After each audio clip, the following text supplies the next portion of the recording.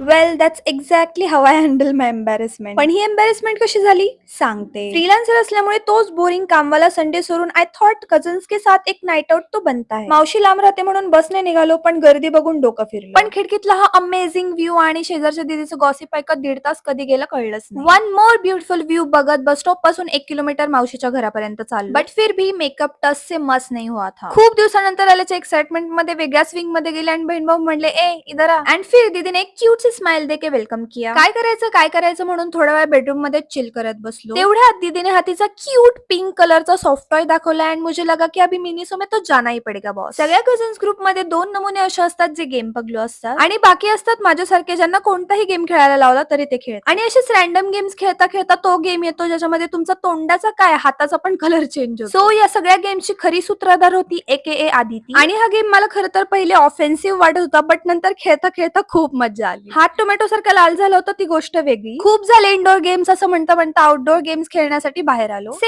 हाय to माय येडी गँग. माझ्या 2 बंधूंचा unstoppable game बघून मी पण एकदम मस्त खेळणार आणि एकदम छान खेळणार असं म्हणता म्हणता 2च मिनिटात आउट झाले. मग त्यानंतर माझा बकवास गेम लपवण्यासाठी थोडीशी ओव्हर ऍक्टिंग करत पळत गेले. फेवरेट कझन सिस्टर सोबत 10 मिनिटाचं वॉक आणि थोडीशी गॉसिप केल्यानंतर आता मी तुम्हाला दाखवते जसप्रीत बुमरा लाईट. मेरा छोटा भाई भी किसी क्रिकेटर से कम है के. दुनियाभरची मस्ती एका रात्रीत केल्यानंतर बिल्डिंग वाले बोंबल्याच्या आत गुपचुप घरी जायला निघालो. एंड जाने की एक्साइटमेंट इसलिए क्योंकि घर पे दीदी ने डाइट कोक का प्रबंध करके रखा. छोटी बहन के स्नॅप्स की आड़ में मैंने भी 2-3 शॉट्स ले लिए क्योंकि सगळे मला लिटरली वैतागलेले, कारण की त्यांना असं वाटत होतं की ही येडी प्रत्येक गोष्टीला कॅमेरा का चालू करते. रात्रीचे 2 वाजले होते तरी आमचे गेम्स काय संपायचं नावच घेत नव्हते. फायनली आमच्या शरीरावर आम्ही थोडासा तरस खाल्ला आणि दमशरास खेळून झोपून गेलो. सकाळी उठून पहिले सगळे फ्रेशन अप होऊन घराबाहेर पडलो, कारण की गेम खेळायचा किडा अजून पण गेला नव्हता. बघितलं आता सगळे कसे कॅमेऱ्याकडे बघून पोज देतात, कारण की आता तर ते प्रिपेअर्ड होते ना. आता याला बिलियर्ड्स म्हणाल नाही तर स्नूकर म्हणाल, मी तर हे फर्स्ट टाइमच खेळत होते. बट हा प्राणी यातला मास्टर होता आणि तोच आम्हाला सगळ्यांना गाईड करत होता. त्याचं बघून मी पण त्या स्टिकला शॉर्पनर करत होते अननोनली की त्याला नक्की असं का करतात. बट इस बैडी का शॉट भी लगा था, वो अलग बात है कि वो उसमें गया नहीं. अगेन शी हैंडल हर एम्बैरेसमेंट ग्रेसफुली. देखो यार हमें तो दीदी ऐसे मिली है की जहाँ भी जाओ वो किसी चीज की कमी नहीं होने देते. सो इकडे पण तिने आमच्यासाठी कोकचा प्रबंध करून ठेवला होता. आमच्या बंधूंचं काय खेळून मन भरत नव्हतं, सो आम्ही भगिनी पहिले निघालो, कारण की घरी आमच्या मोठ्या मातोश्रींनी पावभाजीचा बेत केला होता. पावभाजी विथ एक्स्ट्रा बटर खाल्ल्यानंतर sugar free no calorie ice cream खाण्याचं नाटक केलं.